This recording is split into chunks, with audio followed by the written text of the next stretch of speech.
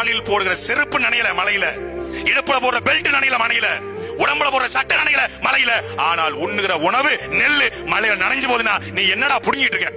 குடிச்சிட்டு செத்தா 10 லட்சம், கூத்தாடிய பார்க்க போனா 10 லட்சம், விவசாயம் செஞ்சா ஏக்கருக்கு 50,000. இப்ப நான் விவசாயம் செய்யவா இல்ல குடிச்சிட்டு சாகவா இல்ல கூத்தாடிய பார்த்துட்டு சாகவான்னு கேட்டா இந்த கேள்விக்கு என்ன பதில் இருக்கு? என்ன வளம் இல்லை இந்த திருநாட்டில், ஏன் கையை ஏந்த வேண்டும் வெளிநாட்டில், ஒழுங்காய் பாடுபடு வயக்காட்டில் உயரும் உன் மதிப்பு அயல் நாட்டில் என்று எம்ஜிஆர் பாடிட்டு போய் கிட்டத்தட்ட 60 வருஷம் ஆச்சு. விவசாயி நெல்லுக்கு சரியான விலை கிடைச்சா அவன் நல்லா வித்துருவான், வித்துட்டா அவன் திருப்பி விவசாயம் பண்ணுவான், திருப்பி விவசாயம் பண்ணா அவன் வாழ்ந்துருவான், வாழ்ந்துட்டா நல்ல டிராக்டர் வாங்குவான், அவன் நல்லா இருப்பான். நல்லா இருந்துட்டா என்ன மைத்துக்கு திமுக ஓட்டு போடணும்னு கேட்பான்.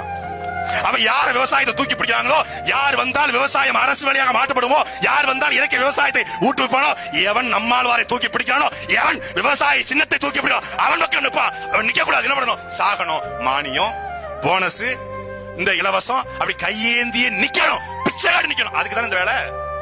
விவசாய மானத்தோட துண்டை போட்டு நின்னுட்டா எதுக்கு திமுக அதிமுக, எதுக்கு காங்கிரஸ் பாஜக? மானியம் ஒண்ணு இருக்க போய் தானே, இலவசம் ஒண்ணு இருக்க போய் தானே, உன்ட போனஸ், உன்ட தள்ளுபடி, இந்த கர்மாந்திரம் இருக்க போய் தானே கை கட்டி நிக்கிறான். வழி இல்லையே. திமுக ஓட்டு போட்டா தானே இலவசம் போனஸ் மானியம் கிடைக்கும். கொடுமையில சூடத்துல அடிச்சு சத்தியம் வாங்குறது விவசாயிட்ட போய் திமுக ஓட்டு போடுங்க.